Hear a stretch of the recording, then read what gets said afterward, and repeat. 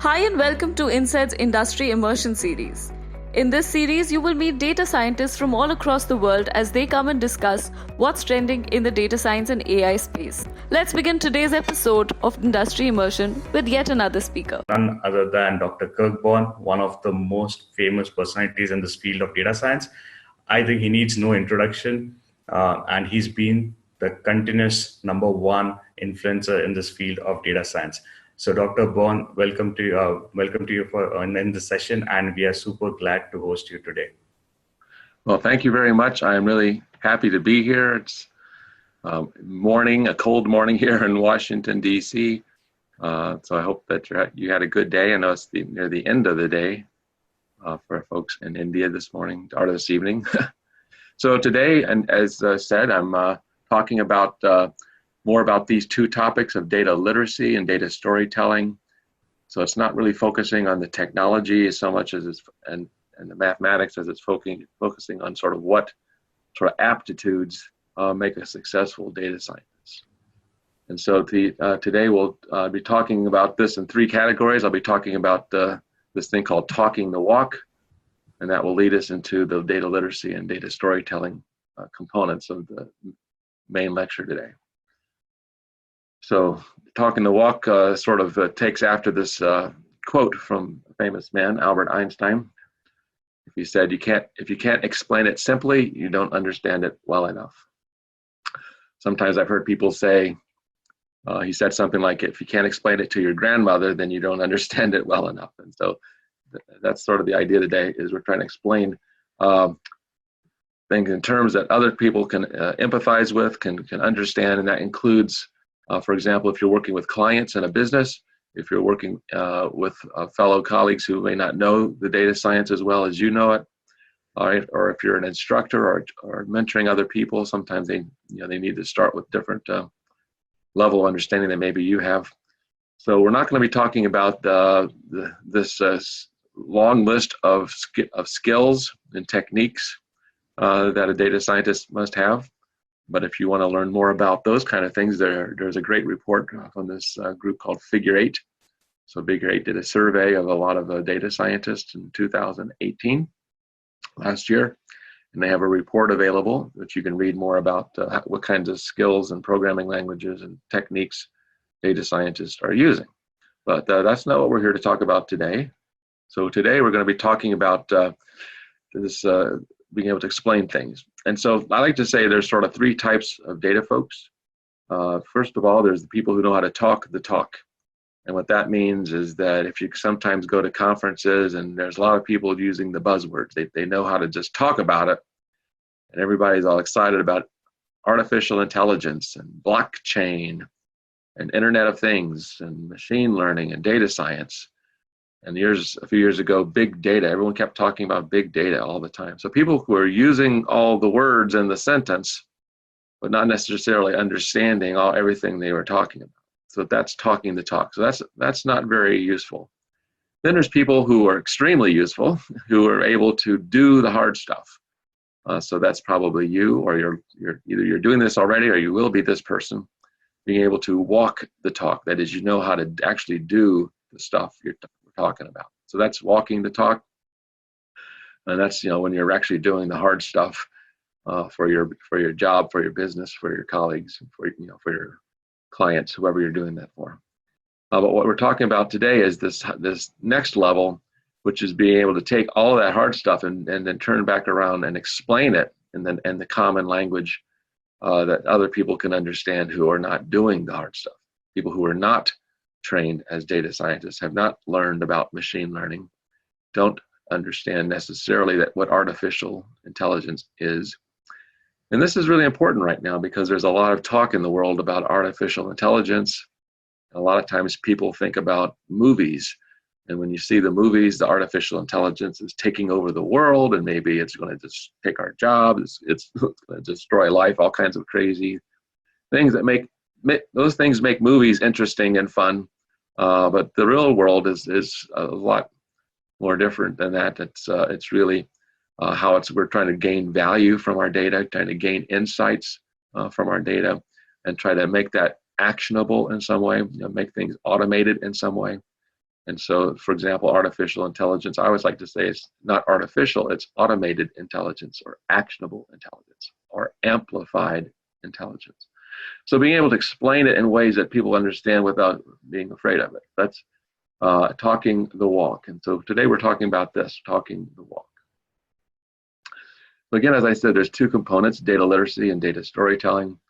So I found this interesting definition of data literacy. And this basically means these things: the ability to read data, work with data, analyze data, and argue with data. When I say argue, I don't mean have an argument, a disagreement with someone. I mean argue in the logic sense. That is, you're able to make a justifiable recommendation or a decision, like an argument for example, in a logical debate with someone. Like, here's the evidence for why we should do a certain thing. Here's the evidence that shows a certain action is required or a certain insight means something. So being able to use data to communicate, but at the same time starting with understanding the data, being able to read it, understand it, what does it mean, and then actually work with it and analyze it. So that's a lot of dimensions to data literacy, but nowhere in there does it start talking about specific technologies or algorithms or mathematics. It's just this data as a way of thinking about the world. That is, evidence is what we collect with our eyes and our ears. We collect data and with our sensors, and our bodies have sensors, eyes and ears, and we see and hear things. And so we're always making decisions based upon what we see and hear, and that's the same thing we're trying to do with data science. Collect data and make sense out of it and take action from it.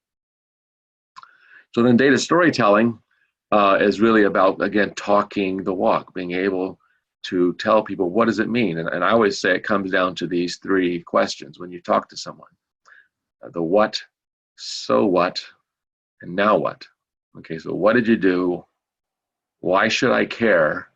And what does that mean now? What should, what do I need to do something? Do I need to make a decision, take an action? So what, so what, and now what? And there's a series of quotes on the screen which help remind us of the power of storytelling. For example, at the bottom right there, a famous quote, person says, Maya Angelou, a famous person, said that people will forget what you said, people forget what you did, but they will never forget how you made them feel. So the story is how humans communicate and connect with one another ever since the beginning of time. It's not about technology, it's about human communication. It's about empathizing with other people and just sharing the story and passing down the knowledge. Other more technical definitions about data storytelling is, not in definitions, but ways of thinking about it is, people don't make a decision based upon a number. They need a story. They need so it's the so what and the now what. And so data is a very powerful mechanism for telling stories, because it is, explaining a very human thing, which is we collected some evidence, we saw something, and now we're going to do something. So at the end of the day, it's really about creating value from data. So the value from data is partially achieved when you do the mathematics, when you do the machine learning, when you do the deep analysis, maybe deep learning even. There's some value there, but the value isn't real until it's actually implemented in some way, either in a decision or an action or a business process or a customer interaction or something. And the value is really not so much what did I do, but what did the customer achieve. So your customer can be anybody, and I say customer in a very general sense. I used to work at a university as a professor, and sometimes people would say, well, who's my customer? And I said, well, your customer might be the federal agency that's funding your research. You better make sure your research is aligned with the goals and objectives of the research funding program. Your customer might be other scientists. If they don't read your paper or say positive things and reviews of your paper, then you're not achieving something. So we all have a customer. That customer just might be our boss.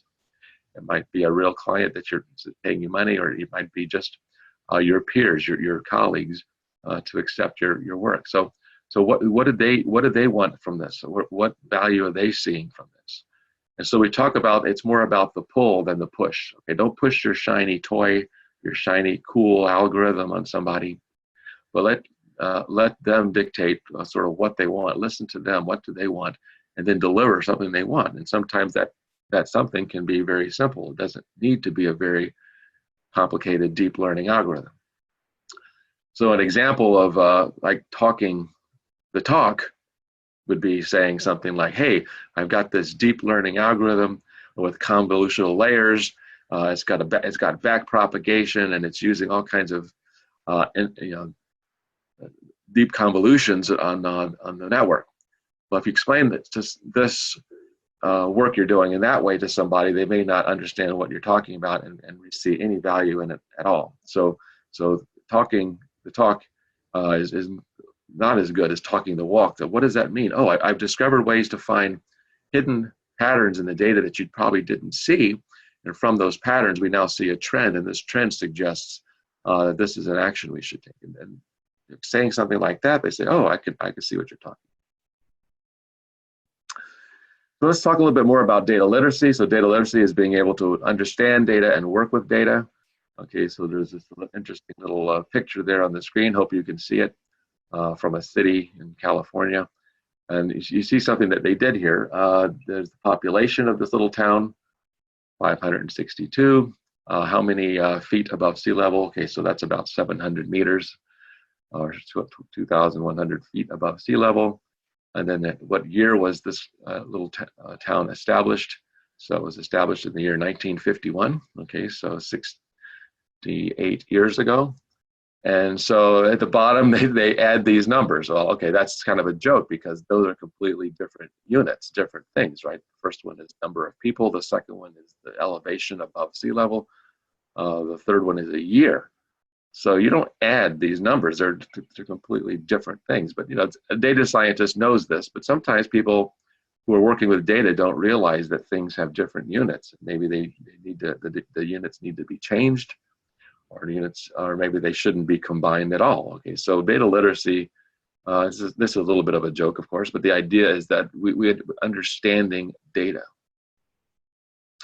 So I like to tell people that data literacy really comes in two components, sort of the yin and yang of data literacy, as knowing how to use data correctly, which is the data science, and then how to use data ethically. Okay, so that's the data ethics piece. And so there's a cartoon here about the boss wants to know, should we use this data? And Dilbert, if you're familiar with Dilbert, he's the data scientist, if you want to think of him that way. And the boss doesn't understand data. So he says, can we use this data? And Dilbert says, no, the data is wrong. Then the boss says, can we use this other data? And then Dilbert says, no, that's also wrong. And then the boss says, well, can you average them? And then Dilbert said, sure, I can multiply them too. Well, that's supposed to be a joke because it doesn't make any sense to multiply or average two databases, but that's someone who doesn't understand data talking with someone who does understand data. And so Dilbert, who does understand data, is just making a silly response to the boss since the boss doesn't understand what he's talking about. So how to use data correctly is being able to understand those proper ways of using data. And then understanding how to use data ethically is illustrated in the bottom cartoon. Again, the same two people talking, the boss who doesn't understand, and then Dilbert, who's the data scientist in this case. So the boss says, hey, we have all this gigantic database full of customer behavior data, customer behavior information. And then Dilbert, who's the data scientist, is going to do some talking the talk here. He says, hey, we can use some nonlinear math and data mining technology to optimize our retail channels. Well, the boss doesn't really know what Dilbert just said with all those fancy words, so he says, well, gee, if that's the same thing as spam, hey, we're having a good meeting here. So, well, maybe that's not the right thing we should be doing with our data, but anyway, so it's just, again, a cartoon to illustrate sort of the point of the difference between using data correctly, using data ethically, and both of those things are important to the data science.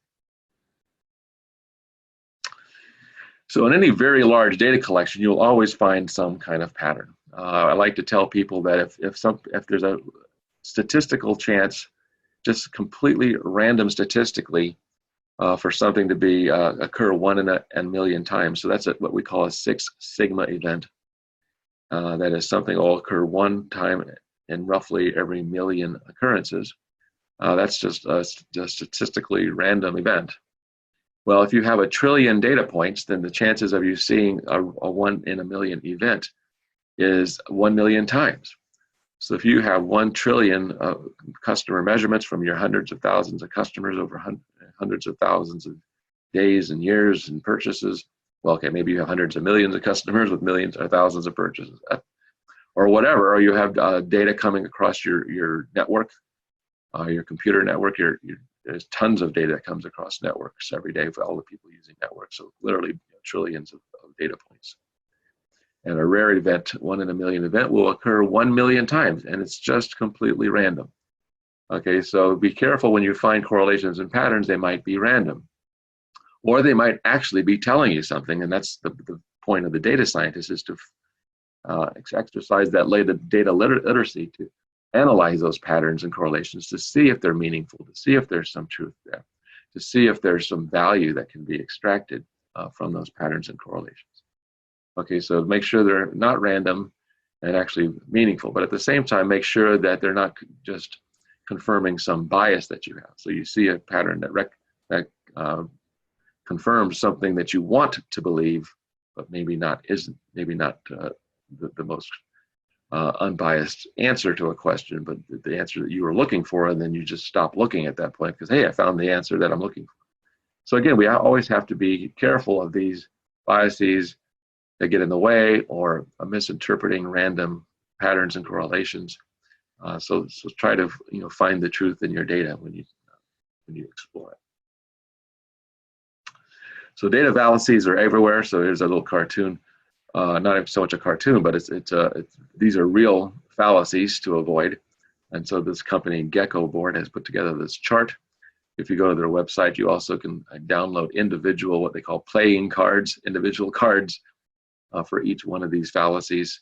Of course, the most common one that we hear about all the time is that correlation does not imply causation. So that's a very common one you hear in statistics classes, which we should always be careful of, is not to assume that just because we see a correlation between two things, that they're related to one another, they just happen to occur at the same time or something.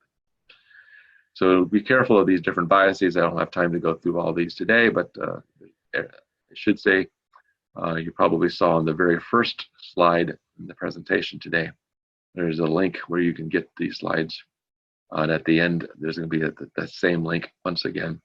And once you get these slides, you can click on any of the things here. So you can click on the graphic itself, or you can click on the link right there, and it takes you right to the place you need to be to find the stuff on the slide there. So one of the ways we think about data literacy is understanding that there's sometimes more structure in the data than we might realize. And I mean, as data scientists, hopefully we've learned this lesson, that when we start combining multiple data sets, you start finding more interesting and richness and patterns in the data that really are meaningful. So not understanding data, we might just, for example, have one parameter. So if you look at this little chart here, if you look at this XY sort of projection of this data cloud, there's two data clouds there, or data clusters, if you want to call them. So there's these two data clusters, and if you look at those two data clusters from the left, that is on the y-axis projection, what you'll see in the y-axis projection is you'll see the basically one distribution, just that one sort of data distribution or histogram there. So it looks like there's just a single population of data points there. So if you look at this thing just from that one dimension, you miss the fact that there's actually two clusters. There's two populations in this sample. So if you then collect data from another feature, we'll call X. So if you project along the X-axis and you look at the data from the bottom up, that is along the X dimension, you'll see there's actually two distributions. There's two samples in the population, two different groups, two clusters. And so feature selection and projection is very important to data scientists in order to discover new classes, new behaviors, new events, new things happening in your domain. And so one of the important lessons here is people will often say, well, we have enough data already. Well, maybe you do, but maybe another data set will reveal some new pattern or new segment in the population. So sometimes people will ask me, so, well, how can I get started in my business with data science? How can I get started in my organization with data science? And sometimes I say, just combine two data sets that you've never combined before. Maybe you've been looking at it from one direction, like this bad projection in this plot, this one dimension, and you're missing the fact that there's more information, there's more structure, there's more richness than you realize. So when you combine it with some other data set, let's say looking at it from the bottom direction, all of a sudden you say, wow, there's two different types of customer here. There's two types of events here. We always thought there was just this one type, but now we see there's two types. So sometimes just taking two data sets that you've never combined before and combining them, looking at them from these different directions, data histograms, data distributions, just looking at mins and max and ranges, doing a simple clustering analysis. So k-means clustering. Again, I'm not talking so much about the algorithms today, but k-means clustering has to be like the simplest algorithm in the world. So do some k-means clustering on your data in these two dimensions instead of the one, and say maybe you'll start discovering new structure that can be very valuable to your organization. So feature projection is not only important for class discovery, as we were just talking about, but it's also good for what I call bias busting. Okay, so here's a great illustration, a graphic that somebody put together to illustrate this point.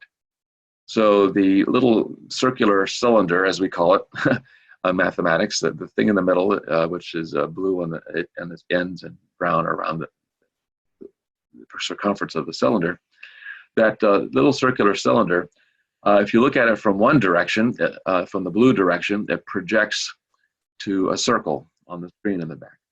And so someone who has only this particular view of their data would say, hey, this thing is a circle. But another person might have a different data set, and they're looking at it from the direction with sort of the orangey brown sort of direction, if you want to think of it that way. They're looking at it from the bottom right, looking towards the other screen, and they say, no, it's not a circle, it's a square. So really, when we project our data into some dimension, some feature space, we are projecting the full truth into a partial truth. And so each one of us, whether we're looking at it from the one direction or the other, we would say, this is the truth, this is true. And we're actually correct. It is true that from that direction it is a circle, and from that direction it is a square. So I'm not talking about circles and squares here. I'm talking about whatever data you're looking at. You might be looking at our customers. You might be looking at events or behaviors. You might be looking at anything. And if you look at it with one data set, you will be missing some aspect of it that maybe someone else is seeing who's looking at it from another dimension. So frequently people get into arguments and say, hey, this is true. And someone will say, no, this is true. And so an argument will happen until someone basically looks at the full, what they call the 360 view, the full view of the thing. And when you do the full view of the thing, you can discover that there's really more structure there. There's more information there than you could have imagined before. And so this is bias busting. It's actually removing that cognitive bias. That is what we only look at it the way we want to look at it, or that we've been trained to look at it. But looking at it in greater dimensions helps to destroy our biases, hopefully, and make us see the full reality of whatever it is we're studying. So think of that high dimensional data, high variety data as a bias buster, but also think of it in terms of data literacy. And that is sometimes if we do get into these disagreements with people about what we see in our data, someone sees this and someone else sees that. And maybe what happens in a case like that is you maybe should take a step back and say, let's go look at some other data that we might have on this sample of customers, this sample of events or behaviors or whatever. Maybe these other data can reveal some structure that we're missing here. So this is important. So another aspect of data literacy is what can you do with the data? So not just sort of how do you what types of data we have, how do we combine them and look at them and examine them and deal with patterns, either random or real, but what are the questions we're trying to answer? And frequently this is where I would start the business conversation. If I'm talking with a business user, maybe a business executive who doesn't know necessarily the language of mathematics and machine learning, which is fine. That's maybe not their business to know that. So start having the conversation this way. Like, what do you want to do? What kind of things are you looking for? New classes, population segments, events, behaviors, customers in your data? Class discovery. Are you trying to find the categories of things in your data? That's class discovery. So for example, that cartoon on the upper left there, so there's 3 major clusters, data cloud 1, 2, and 3. But as we add more data, we start seeing that there's more clusters, there's more categories, groups in the data set. So is that the question? Or is your question correlation discovery, finding the trend line, trend? Okay, so that trend, if you find that X correlates with Y, that's a correlation, and that's a predictive power discovery. So ask the question, are you trying to do predictive modeling, predictive analytics? Are you trying to predict what products will sell? Are you trying to predict whether your customers will like this item? Are you trying to predict whether this particular disease is going to have a bad outcome? Are you trying to predict whether this employee is going to leave the company? Can you predict if this is the best person to hire for the new job you have? So predictive modeling is very important. What is the patterns in the data that are indicative of an outcome? So finding the correlation, X versus Y. So we see correlations in that cartoon again. So Data Cloud 3 has a correlation that's slightly increasing from P1 and P2. Data Cloud 2 is much more interesting because there's a correlation in P1 versus P3 that's shallow initially. That is, P3 doesn't change much for those some values of P1. But as P1 becomes more and more negative, you see that P3 becomes more and more positive. So the trend changes. And the trend, the slope, the correlation changes at a particular value of P2. So insight discovery happens when you add that 3rd dimension. And that gives us prescriptive power discovery. So prescriptive means if we want to increase P3 as an outcome, and we know that it varies a certain way with P1, but maybe P1 is something we don't have control over.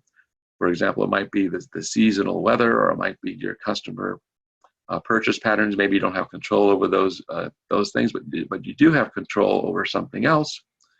And if P2 is a parameter you have control over, then you get the insight here that if I change P2 in a certain way, then I can change the slope of the response function P3 versus P1.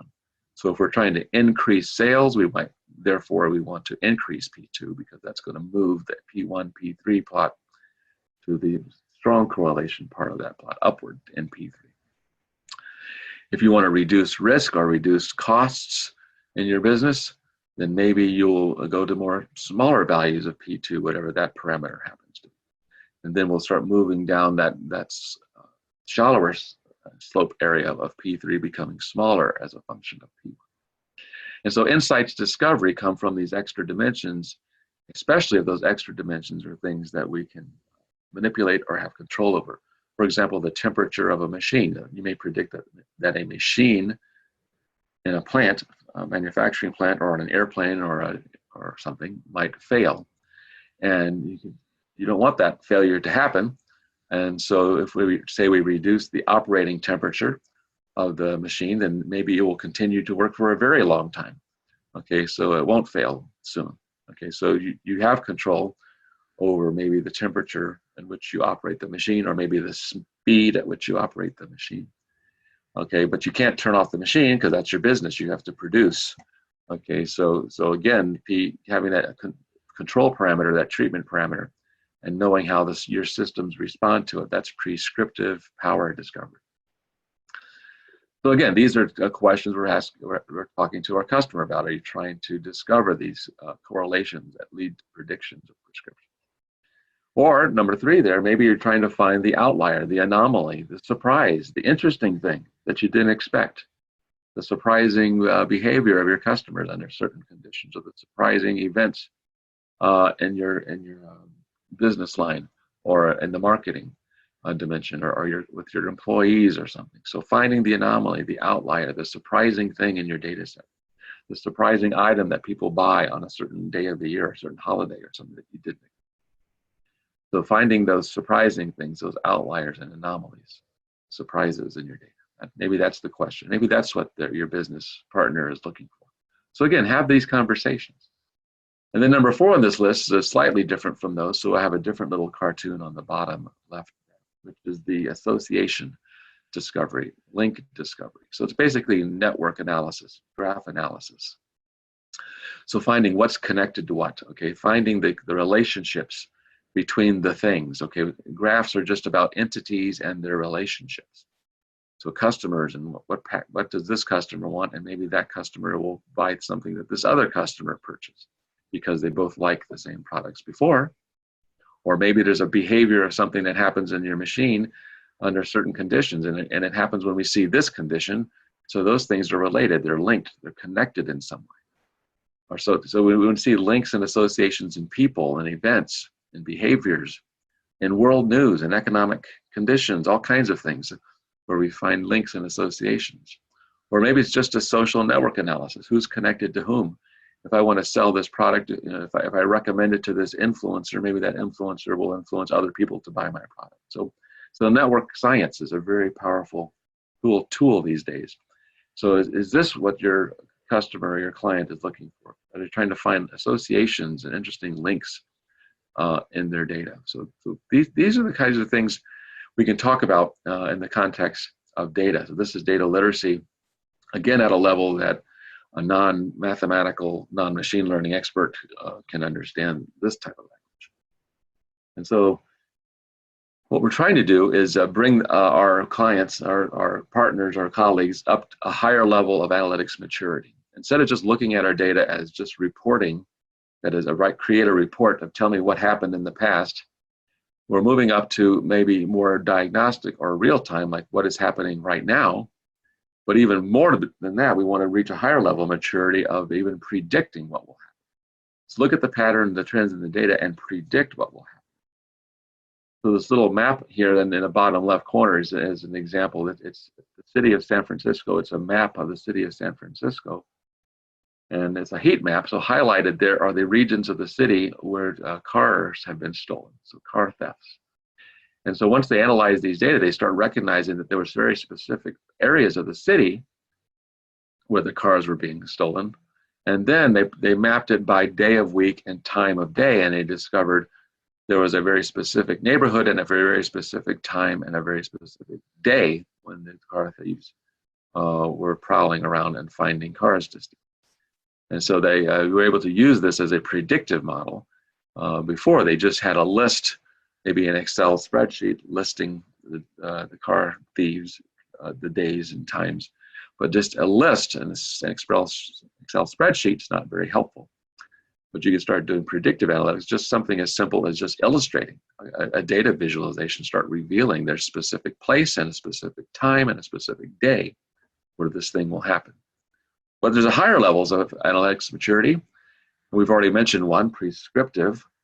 So prescriptive analytics is that insight discovery, finding what things correlate with something else that leads to an insight that we can take an action that will improve the outcome. So for example, going back to the car theft model there, the predictive analytic, we can say that cars will be stolen in this neighborhood on this day at this time. Well, let's do something about it. So the prescriptive action would be, let's increase maybe the police patrols in that area of the city. More people, more presence of the police will sort of deter the thieves from coming there and taking the cars. And so this deterrence is a form of prescriptive analytics. You sort of prevent something from happening that you don't want to happen. So prescriptive is taking the predictive model and saying, hey, what can we do to achieve a better outcome than the one we're predicting? But really the highest level of analytics, which is where your data literacy skill comes in, your data literacy aptitude comes in, is to realize we're not just at level 1 here. We're not just answering the questions that people want us to answer. We are finding new questions. Why is this pattern here? Why is this trend here? Why is that hotspot on that time and that's part of the city? Well, it turns out the answer to that question is there's actually where the opera or the symphony is playing in San Francisco on Saturday evenings. And so the people would go there and they would go in and watch the symphony, or they would watch the opera. And the car thieves would know this, and that's why they would go to that place at that time on that day to find cars to steal. Well, that's very interesting. So, but it started with someone asking the question, why is this pattern here? Why is this trend here? Why is this new behavior? Why is this? So cognitive analytics is asking the right question from your data. It's generating new questions, generating new hypotheses from the data, asking the right question at the right time with this data in the right context. So that's really the highest level of analytics, where you're really doing the cognitive human thing, where you look at something and you say, that's interesting, that's strange, that's funny. Why does that data look like that? So instead of just answering the questions you've been told to answer, which is descriptive analytics, look for new questions. So the difference between predictive and prescriptive, as I said before, is predictive is like saying, given Y, find X. That's, you see a correlation, you tell me Y, I will tell you what X is. So given the data, here's what the outcome will be. That's predictive modeling. So you study the data, you see the patterns, and say, given this data, I can predict this outcome. But if you say to yourself, I don't really like that outcome, what can I do to change it? Well, that comes from those insights, those extra dimensions that we talked about, that prescriptive power discovery. So then you say, well, I don't want that outcome Y, I want a different outcome Y. So given the new outcome I want, what conditions can I set to achieve that outcome? So think of predictive as the mathematical statement, given X, find Y, where X is your complete data set. Prescriptive is the mathematical statement, given Y, find X. That is, find the data, find the conditions that I can establish to achieve the outcome that I really want. And so a famous philosopher, Confucius, described predictive analytics this way, even though he didn't know he was talking about predictive analytics 3,000 years ago. But he said, study your past to know your future. And so that's basically, look at your training data to know what the outcomes will be. And there's this famous funny guy in the United States, we call him the baseball philosopher, Yogi Berra. He said a lot of funny things. One of the things he said is, the future ain't what it used to be. And that's really sort of prescriptive analytics. You predict an outcome, and you don't like that future. You want to change it. You want to make, like for this, you can predict this engine, this is going to fail in your machine, or something like this, or this customer is going to take their business elsewhere, or my employee is going to leave my company. But I don't want that, so I do something to achieve a better outcome. So that's prescriptive analytics. The future ain't what it used to be. So now we're going to go to data storytelling. There's a few minutes left. I have just a few very short stories. These are all short, and then we'll be finishing. And so one of them is just about counting, and then the associations and graphs. And so when we go through these, it's always good to keep in mind that what we're really trying to answer with our story, and this is part of that talking the walk, is what did you do, and to explain that in terms that someone can understand. And so what? Why does it matter? Why do I care? And then the now what? So a simple example comes from some very simple thing called counting. Okay, so here's the world's simplest algorithm, which you learned when you were very, very young in school. Okay, probably when you were 5 or years old, or maybe 4 years old, you learned how to count. So counting is an algorithm, right? Because it's just saying how much of something there is. And you think, was this important? Well, yes. So there's a famous case of a business who was managing financial assets. They were managing very large investments for clients. And they discovered analytics a few years ago, and they said, what can we do to do with analytics? And they said, well, maybe we can figure out a way to keep some of our clients from leaving, because every year there's some clients who leave and take their money and invest elsewhere, and we don't want to lose those clients. So what can we do about it? And so they did some investigation, and they looked at their web analytics, very simple web analytics, just counting clicks, if you will, counting how many times the clients visited their account online. And they discovered that the people who took their business elsewhere, they withdrew their investment from this company, and they took the money to some other place, some other investment company probably. They said, look at this. these people who took their money and left us, they actually increased the number of times they visited their account online in the month before they left. So just counting the web clicks, they're able to see a signal in the data and recognize that this was maybe an early warning signal that they were going to take their business elsewhere. And so they reached out to these customers. So there was a predictive model there, right? They predict when they see this signal, they might take their business elsewhere, take their money out of the investment. So they did a prescriptive thing where they did a very simple, what I would call soft response. That is, they sent a very gentle email, not something difficult like, hey, what are you doing? But something simple like, hey, did you see we have these new investment calculators?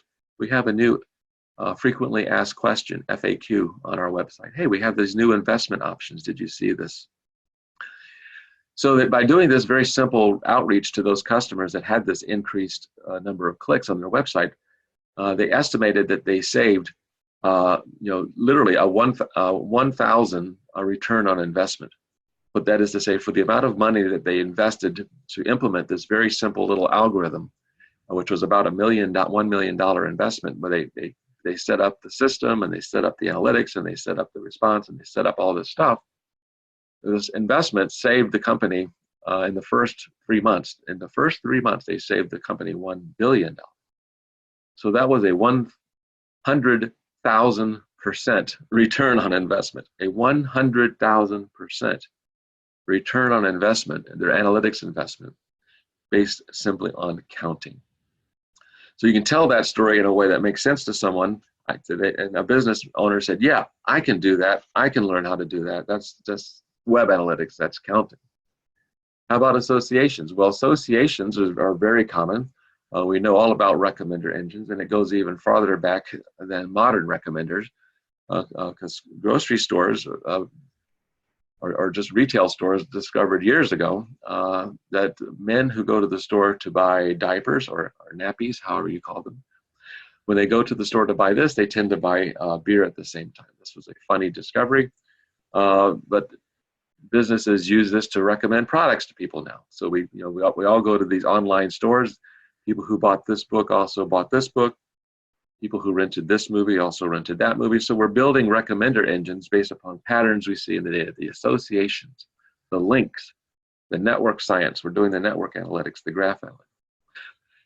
So Walmart analyzed their store sales prior to major storms. And in 2004, they noticed in these analysis that customers really, really, really, really wanted to buy one particular product. In fact, it was a 700% increase in the sale of one particular product prior to the arrival of a big hurricane, a big tropical storm or monsoon, you might want to call it. A big hurricane, and they figured out that this is what the customers wanted, and they analyzed thousands, hundreds of thousands of customer sales.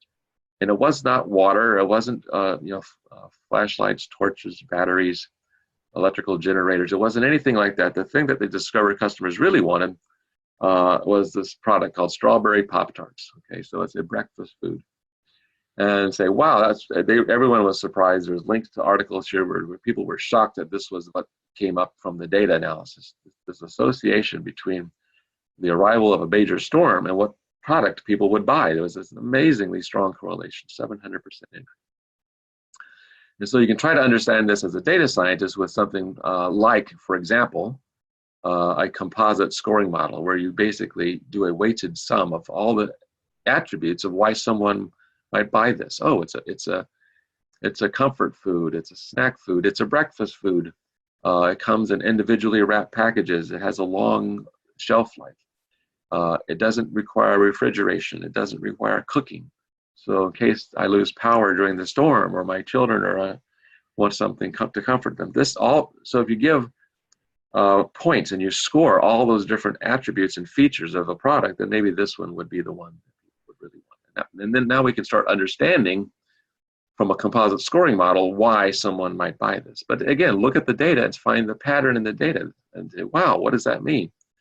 And so Walmart took action. They shipped all strawberry Pop-Tarts they could find to Florida before the next hurricane, and every one of those products sold out. So the prescriptive and predictive model worked. And then the last one is graph analytics. So graph analytics is about finding the associations and links between things. And this is powerful because I would say that the most natural data structure in the world is not Excel spreadsheets. It's not rows and columns. It's a graph. It's all about entities and the relationships between those entities. So whether the entities are people or events or behaviors or products. Okay, so the product graph that we just talked about, the movie recommender, the book recommender engine, the beer and diaper example, or whatever it is, links and associations, relationships. It's the entities and relationships. It's the graph. That's the most important thing, and it's everywhere. It's in health, it's in telecommunications, it's in security. Just think about networks of people. It's in life sciences, for example, drug discovery and relationship between diseases and diagnoses and treatments. It's all about the graph, the relationships. Same thing in marketing. You know, who's connected to whom. So if this person buys this product, will they recommend it to their friends? So marketing attribution, big use case. So location analytics, what things occur at specific places at specific times. You know, maybe energy shortage or power outage, or some kind of bad storm causing some problem in the electrical power grid or something like this. So all the world is a graph is how I like to say this. And so graphs are really great because the graphs explain customer journey, like how customers move from becoming aware of your product to expressing maybe some desire to buy it, to actually buying it, and then maybe becoming a loyal customer because they come back for more. So being able to tell about your journey, the customer journey, and deciding what kind of products to offer to customers, offer specific customers even, that can be revealed through the graph. So this company, Pointillist, is doing it. This other company, ClickFox, is doing it, using the graph to tell the customer story. And isn't that just perfect? Because a graph looks like a journey. The graph itself even looks like a story being developed right there before your eyes.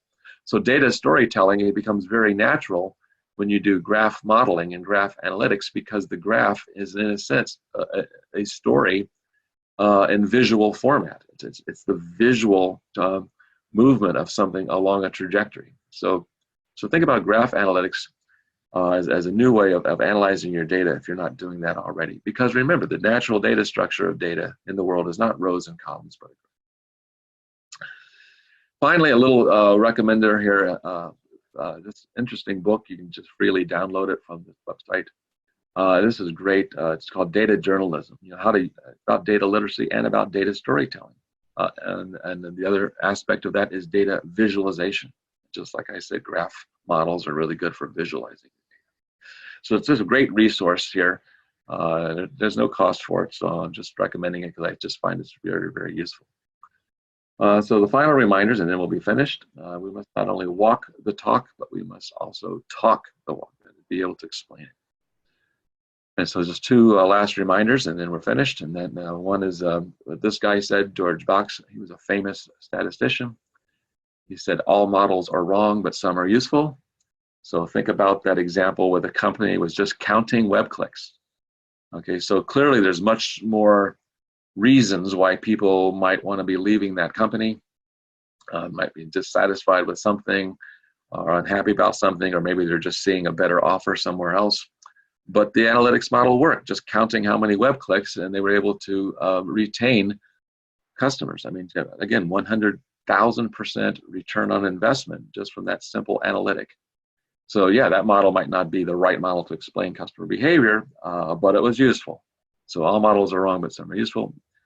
And then this guy pretty much said a similar thing. Everything should be as simple as possible, but no simpler. Okay, so think about those things when you're building your models. So at the end, I'd just like to say, come for the data and stay for the science. That's what I like to think about when I think about data science. There's a link to the slides there, and I think I'm done. So I'd be happy to take some questions, answer some questions. I think there's some already prepared, and I'd be happy to start answering some of those. Thank you, Dr. Kirk Borne. I think this was a very insightful session. 45 minutes, what we saw, I think it's a mind-changing game. So, sir, first of all, a big thank you from the community for spending your precious time and willing to come down and share your knowledge. So a big thank you on behalf of the community, sir. Welcome. Thank you. So, so we have few questions which the community had posted before the session, and I would like to first go through those questionnaires because these are the ones which we have already collected. Post that, if we do have some extra time, we would like to cover a few of the questions which have come in right now. So let me start with our first question, sir. This question is about the field of data science. Now, in this ever-changing world, data science itself is molding itself in various forms. Things are changing drastically. Everything is like moving. I mean, it's all over the place. I mean, it's very difficult to track the kind of evolvement that data science is undergoing. So as a leader, what is your observation around data science from an industry as well as from a workforce perspective? Well, I think first of all, what you just said is our reality, and that is the sort of the half-life, if you will, or the doubling time of technologies and data is unbelievable. I mean, like 1 year or less. It seems like the amount of data we're collecting, I think, doubles every 2 years. But even the new technologies, the new algorithms and new techniques, it seems like every 2 years there's a complete sort of new development. You know, for example, we saw deep learning started coming well known in the last couple of years, and now we're seeing more reinforcement learning, and also we're seeing the advancement of adversarial networks. Okay, so if you're not familiar with generative adversarial networks, you should really look into this, and especially reinforcement learning. So the trick is just trying to understand sort of what's the latest valuable thing. I mean, there's always new algorithms and new research on algorithms, but there's just too much to keep up with. So I actually personally I like to use my social media account in this regard because I see what things people are talking about, what blogs are being written, what conferences people are going to, what are the things that people are most talking about it, and those are the things I think to stay focused on is the ones that are really getting the attention because you by yourself maybe don't have the time to discover and explore every single new thing, but think of it as crowdsourcing. When you look at on my Twitter profile, I get thousands of notifications every week from people, and I skim through them rapidly. But if I start seeing the same thing multiple times, then I think that's that these people are seeing this as important. So the idea is not to get too far into just reading about all these things, but trying to find the ones that will drive value for your organization. So I go back to the very beginning of my slides where I said one of the most important things we need to be doing is creating value. And so see where the value is being created and go with that, because if it's already been proven elsewhere. But that doesn't mean you stop there. You can do, of course, some exploration on your own, but don't spend all your time exploring algorithms. Let's get something accomplished. Okay. So as a follow-up question, so suppose data science follows the path which we all expect, like it's going to grow pretty much at a massive pace. How far do you see from the time when humans would be redundant? I mean, in terms of data science, you think humans wouldn't play a big part of the data science process. So how far are we from that stage? Well, and I hope that never actually happens. I always tell people the two most important things in data science are the data and the science. And that's sort of what that little line means there: come for the data, stay for the science. So the data is the input. So someone asked this question: is the data the driver or the enabler? In some sense, I think the business question, the question, the outcome, the goal, the objective of your organization, whether it's business or research or whatever, that's the driver. The data is the input to answering the questions, achieving the outcomes, and that will never change. But again, it starts with the humans having a conversation about what is it we're trying to accomplish, what are we trying to do, and so the human is at the front end, so to speak. That's driving what data science we try to do. Now there will be technologies which will be the enablers. Okay, so the enablers are the machine learning and the cloud computing the different things like that, the math, the machine learning, and also the hardware like a cloud. So the technologies are the enablers. The data is the fuel, the input that runs through the technology, if you will, that runs the engine.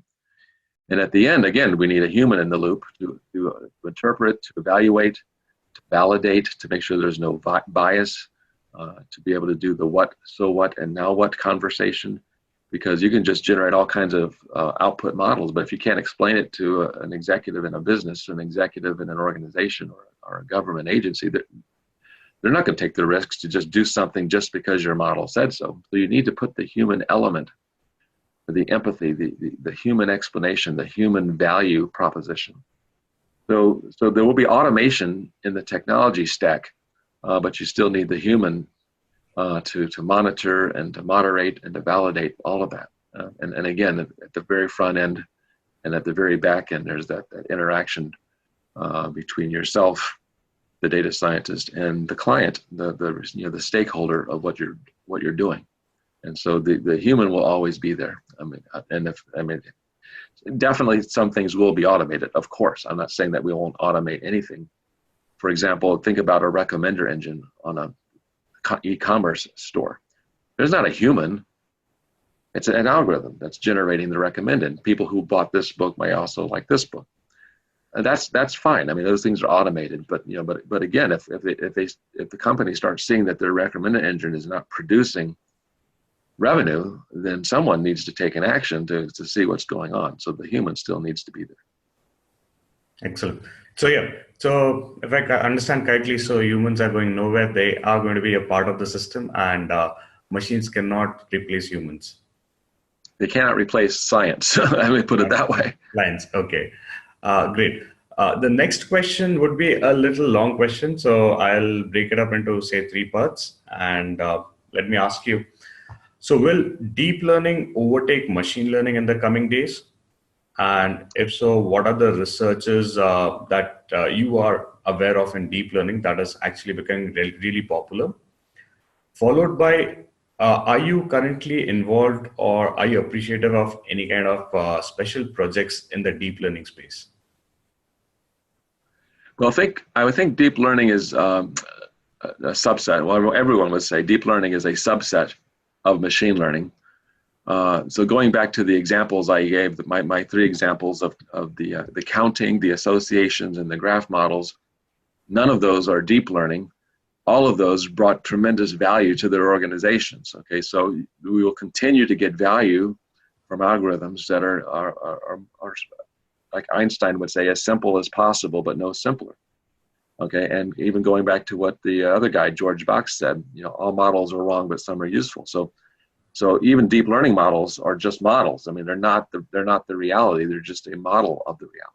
And if you can find a model that works well, maybe your model is much simpler than the deep learning model. But if it gets 70% accuracy, and your deep learning model gets 90% accuracy, someone needs to have the conversation. Is that really that important? Well, yes, in some cases it is that important. So deep learning will continue to be, or will grow in use, I think, in things like medical diagnosis. That is computer vision, definitely. Also in natural language processing, where you have massive documents and you're trying to find patterns in data. The new things are these generative networks, so they're generating documents, they're generating outputs. There's a lot of interesting stories there, which I don't have time to get into, some of which go into the data ethics question. So some of the new models are very enriched in terms of not only analyzing data, but outputting data. That's interesting. So deep learning is not going to overtake machine learning. It's just going to be another important part of machine learning, but still we're going to have other models that will continue to be useful, and we should be using even the simpler models when we can. Awesome. And would you like to share some special project that you are involved or you appreciate?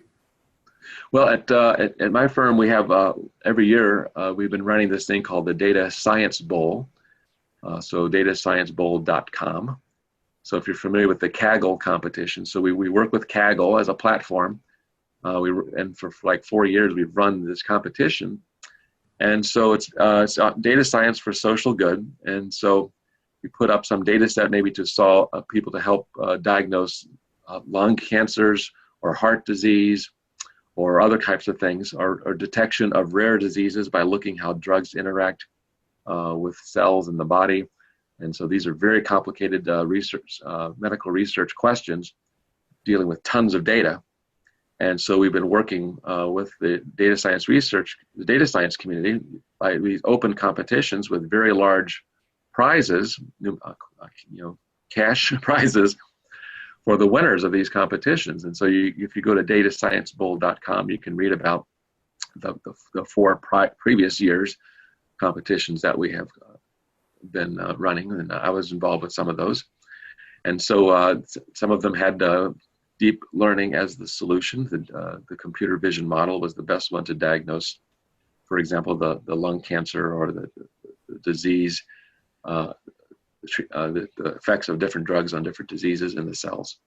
And so these models were crowdsourced. That is, the community of tens of thousands of data scientists worldwide worked very hard to find the best models to solve these particularly hard problems. And we're very proud of that accomplishment. Basically, it's not us solving it. We're giving the data to the world. We're giving a challenge problem to the world, and we're giving a large prize to incentivize people to try to find a really good solution to this really hard, important problem. The first year we ran it, it was not human health, but ocean health. So you can read about ocean health in Data Science Bowl #1 from 4 years ago. So these are great projects that really taps into the expertise and the passion of data scientists around the world, and I'm very proud to be part of that. So I think anybody who's in it for the social good, you might want to check out the website datasciencepool.com. So sir, coming to the next question, this is a question that we get very popular. I mean, it's a very popular question back here at Insight, and we get it very often. So a lot of folks who want to kind of enter the space of data science, they come from a certain background. So it could be any background. Say you might be a professional in banking, finance, or you might be a professional in commerce or say arts, or you might have any kind of educational background. Now, they would like to make a switch to data science, partly because they are aware of the field and they see that this is a value add to their knowledge, and partly because they feel that this is the place to be. So what would your guidance be in terms of what is the right role that they should aspire for, and what is the right path that they should be taking from whichever background they come in? How do they fit in back into the data science space? Well, I always tell people to follow your passion first.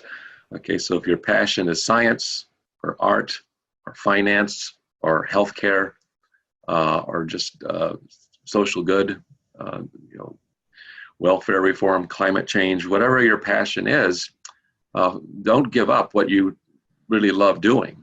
But every dimension of human life and business in the world is now collecting digital data about whatever it is you're doing. Okay, so you just think of like sports, and there's so much digital information in sports, whether it's from video, where people are using the video to analyze performance, to analyze practice and training, to analyze results of sporting events. Same thing in art, analyzing maybe on one side of the equation is fraud in art, detecting fraud, but also detecting maybe the original provenance or source of a particular piece of work by analyzing the pattern and say, hey, this looks like the work of this particular artist, but at the same time helping in the design and creation phase. So I'm not saying necessarily if you're an artist, you're going to, it's naturally going to blend together, but it does blend in the sense that an artist is a creative person, and they have that way of seeing the world, that perception that maybe typical scientists like myself wouldn't have that same kind of way of seeing the world and perception of the world and creativity. So data as an enabler, as we said before, as a as the fuel, as the input. In a sense, it's giving the artist more perspectives and views of the world in ways that can lead to better art or better interpretation and expression. And so no matter where you are, and it's finance and banking is another example. If you're really into finance, if your passion is around finance and things like this, there's a ton of data there. So the data science begins with learning about the data. So this is the data literacy piece. Just work with the data. I always tell people, and I think I mentioned this at the beginning of my talk, if you're looking for a place to start in business with data science, just combine two data sets that you've never combined before. Same thing as an individual. If you're trying to figure out, do I like working with data? Once you start working with data, if you have a little bit of technical proficiency, you can start doing some simple analyses and combining, looking for trends and correlations, clusters and anomalies and links and associations. But go back to that slide where I said, here are the 4 types of discovery: class discovery, predictive power, anomaly, novelty discovery, and link association discovery. Start trying some of those things. And I've discovered that a lot of people, once they start doing that, they say, wow, this is fun. You sort of get addicted to it in a sense.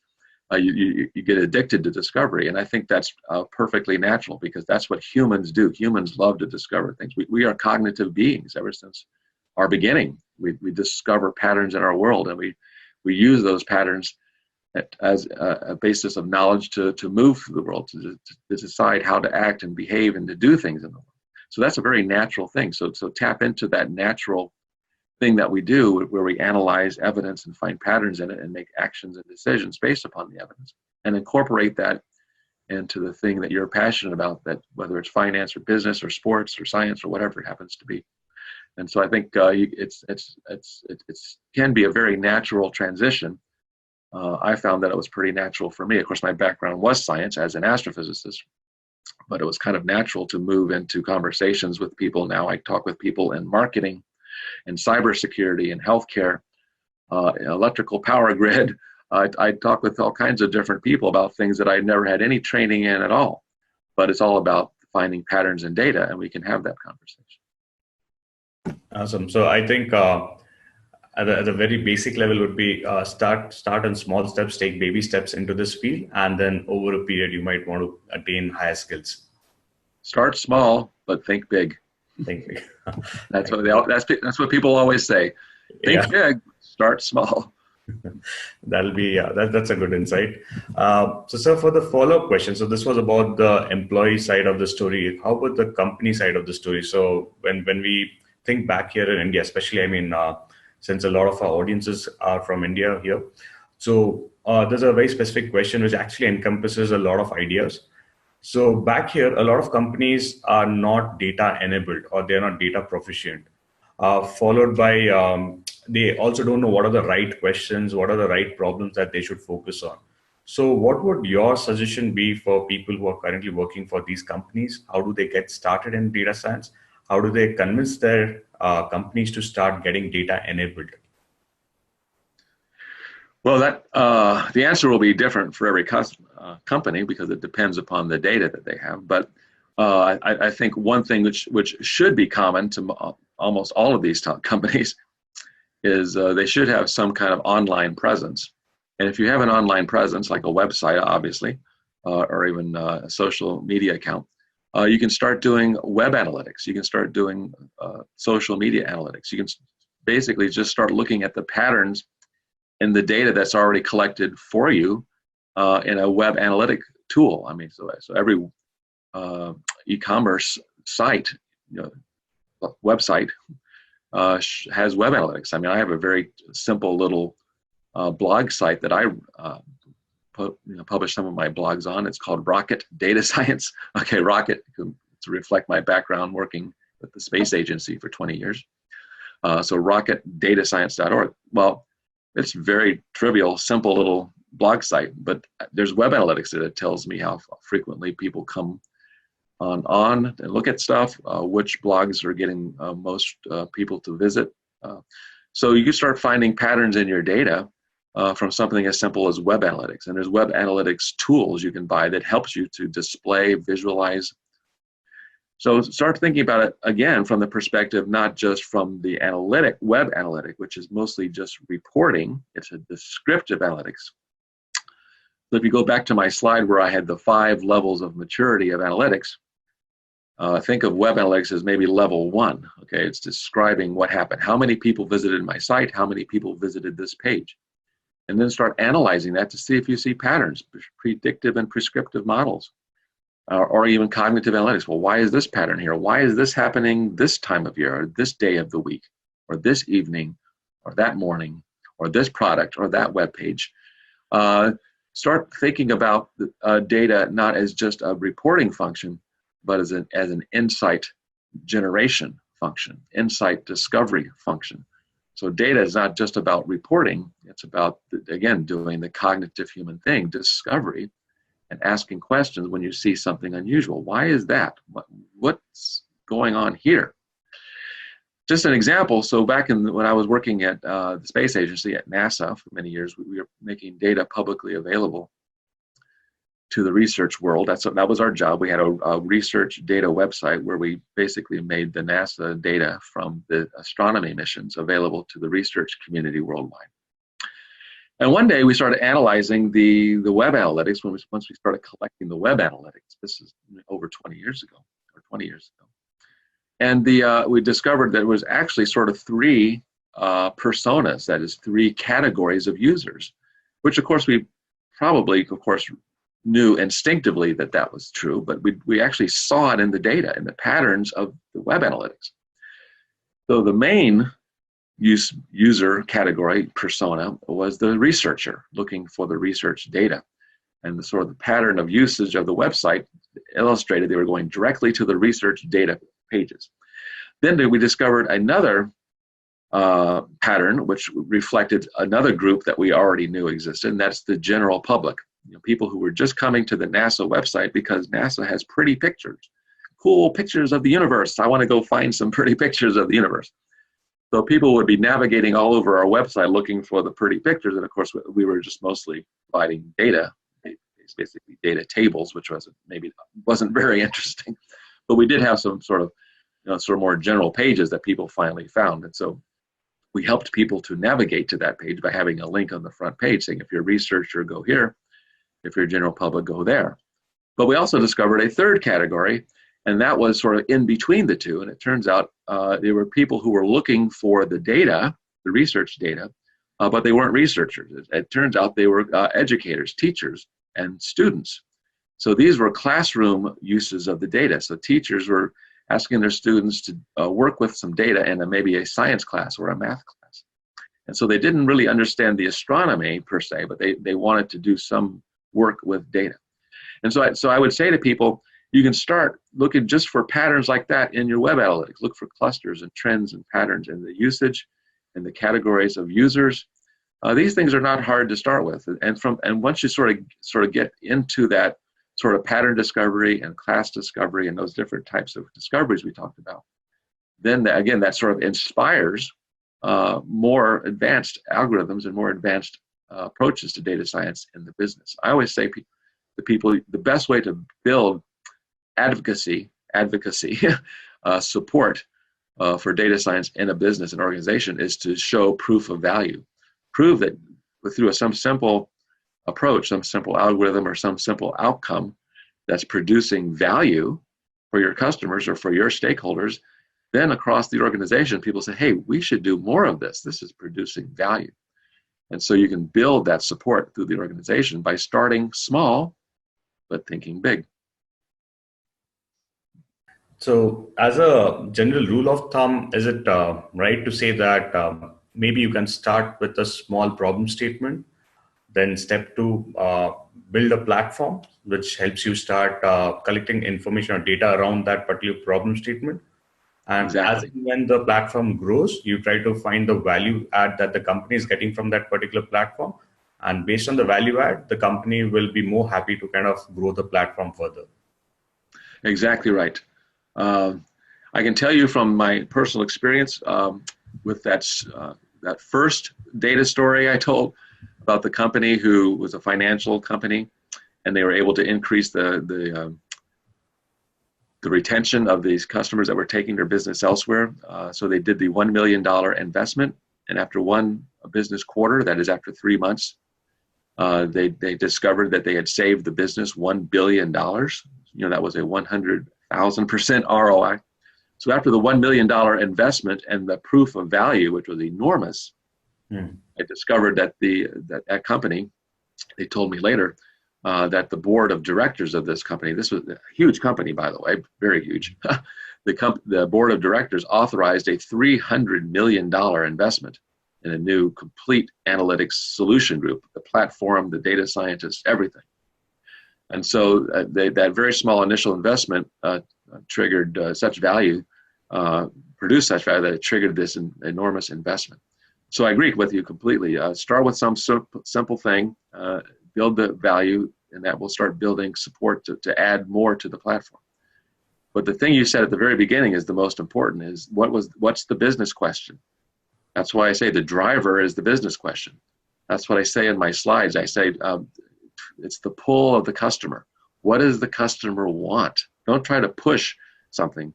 Don't come to your boss and say, hey, I want to do some deep learning. Let's see if we can find patterns in our using deep learning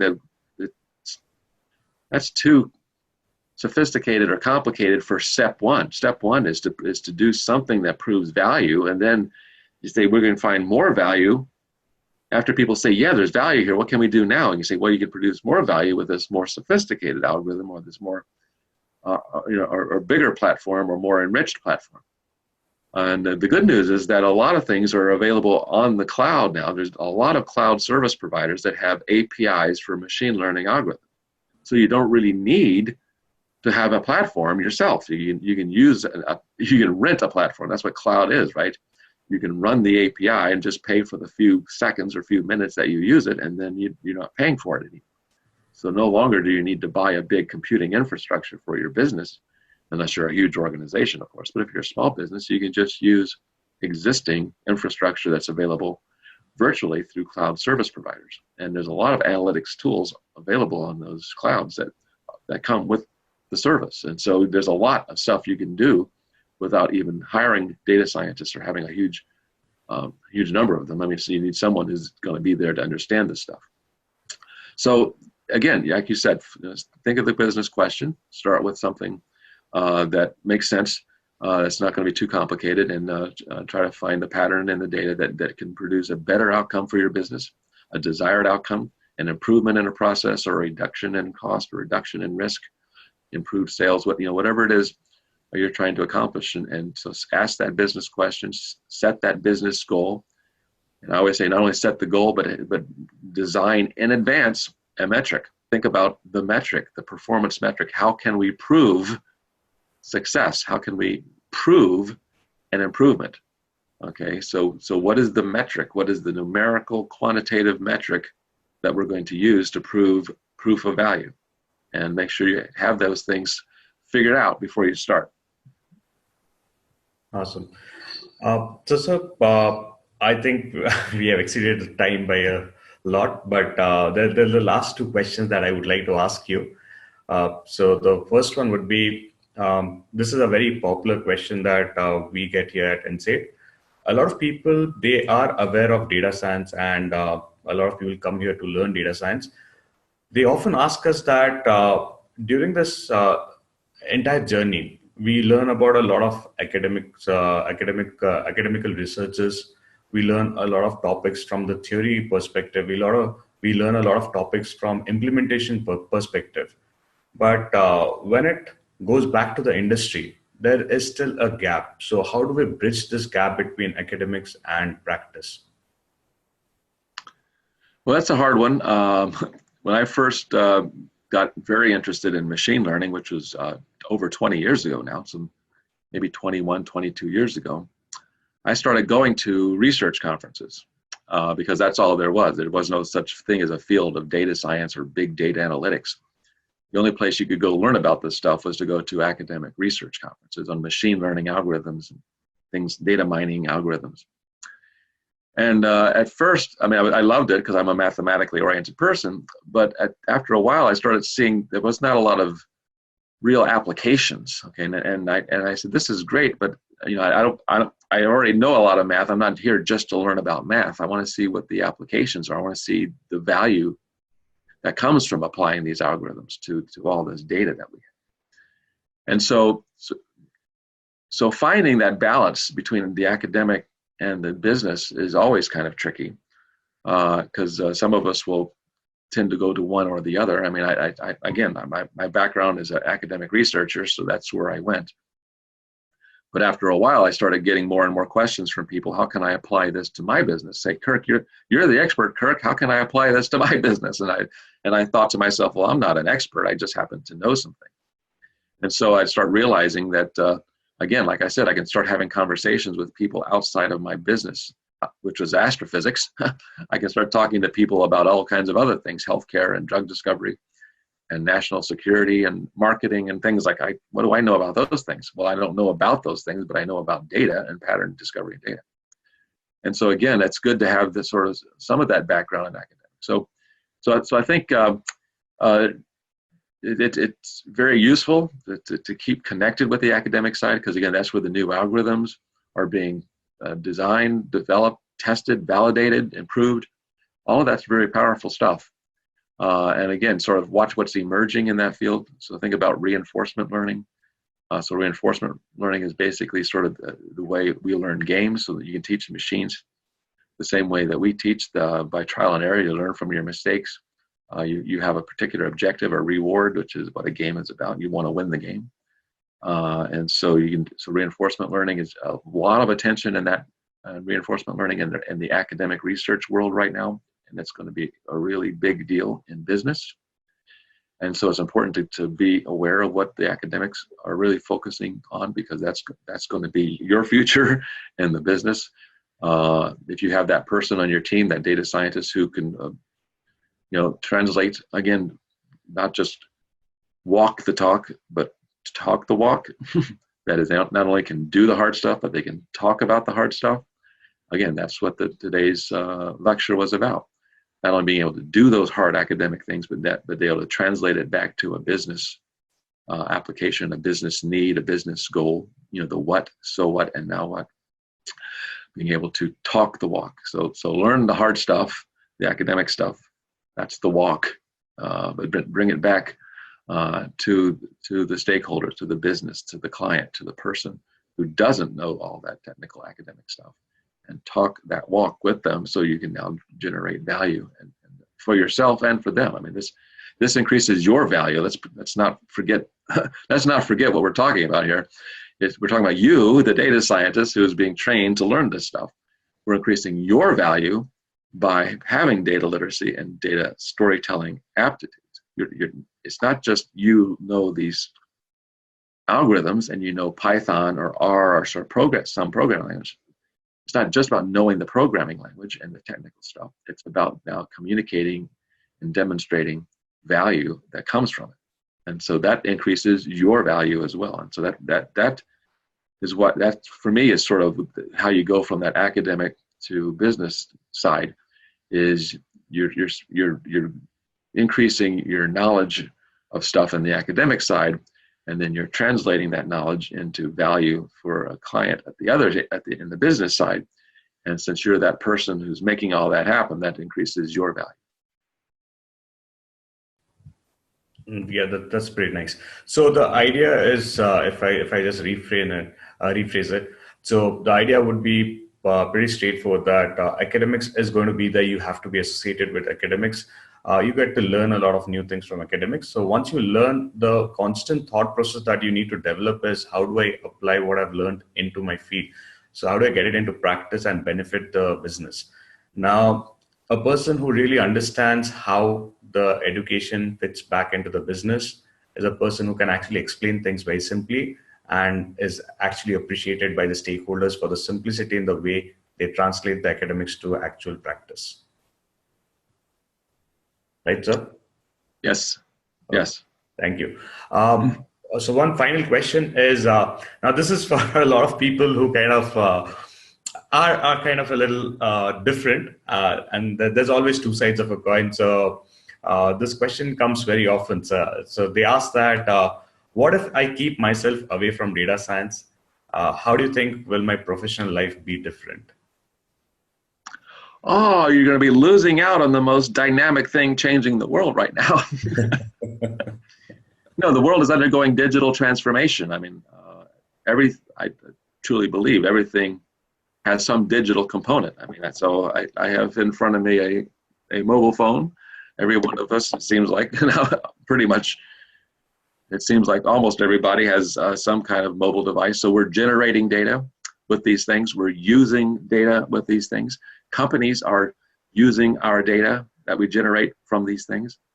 So there's value being created, and why can't we be part of it? And I always tell my students that, who I used to teach a class which was introductory data science, introduction to data science. And these were for students who just needed a science class to graduate from the university. They had no interest in science, they had no interest necessarily in data science.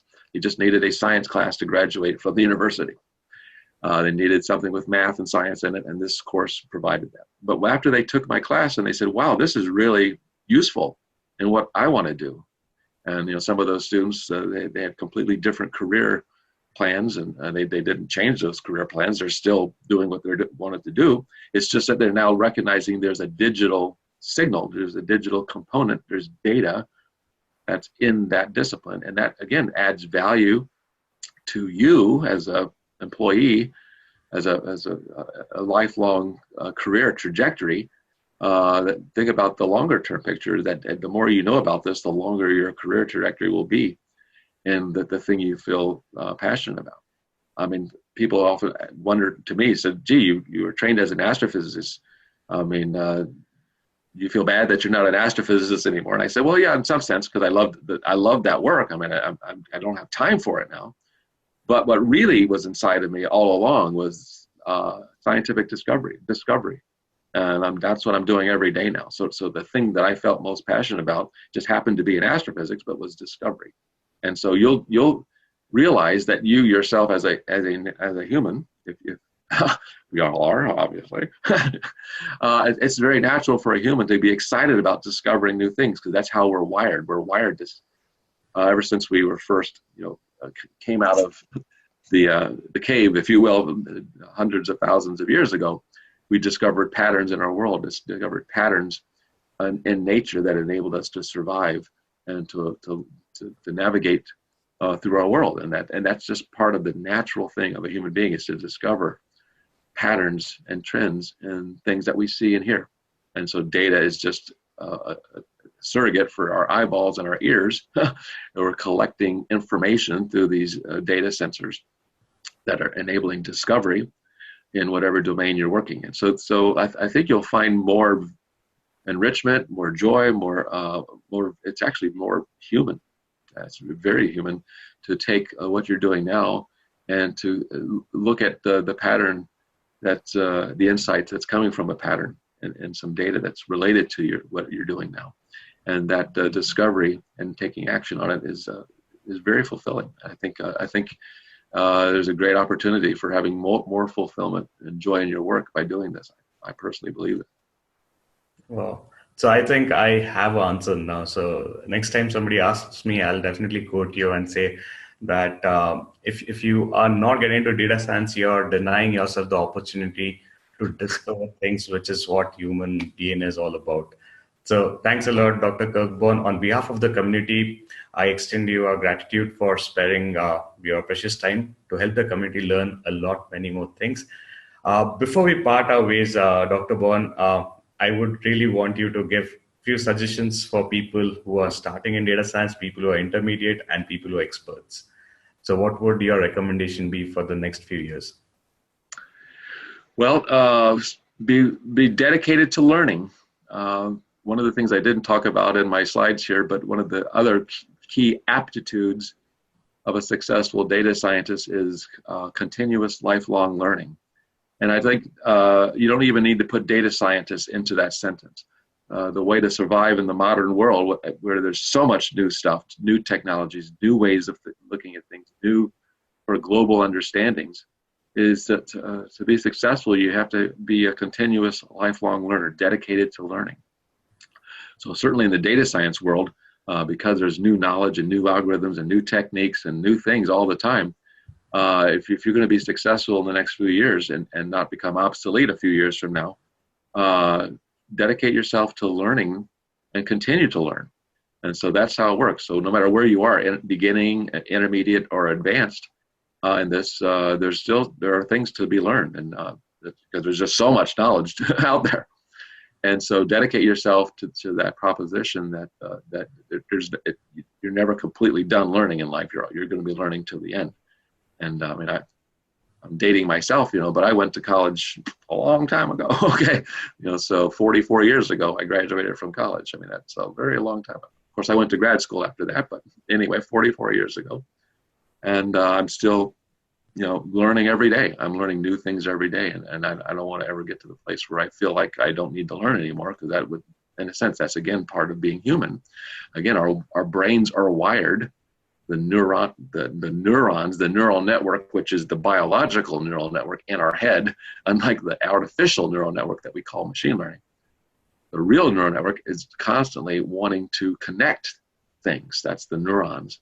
And then connections is knowledge, seeing the relationship between things. So give yourself some brain training by learning new things, and no matter where you are in the journey, beginning, middle, or end, or not end, but advanced, dedicate yourself to learning the next new thing or the next thing that makes sense for you. Awesome. So thank you a lot, Dr. Kirk Borne. It was an honor hosting you, and on behalf of the community, we extend a warm gratitude. So, you're welcome.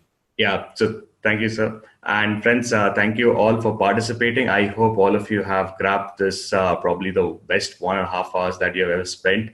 A lot of things that we got to learn.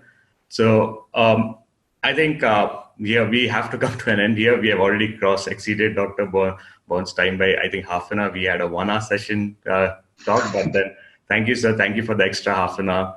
And your knowledge is very valuable to us. Well, you're very welcome, and thank you all. I know in the chat box there are lots of questions people asked that I couldn't get to in the time. Maybe some of that can be captured, and perhaps you can email me some of those questions or something like that I can answer for everyone. Definitely. But I really appreciate everyone's engagement. I wish it could have been more time. Again, we went way over time. But there's so much fun stuff to talk about here, and I really wish I had the time to answer all those questions. But I appreciate you people putting the questions out there and engaging like you have. So thank you all for this opportunity. Have a good evening. Thank you. So you have a good day, sir. So thank you, friends. We are done with the session today, and I thank everybody for participating in the session. Any further queries or questions, if you feel you would like to share us, you might just drop us a mail, and we'll be more than happy to address your questions. Thanks a lot. Thank you, sir. All right. Thank you. Bye-bye. Bye.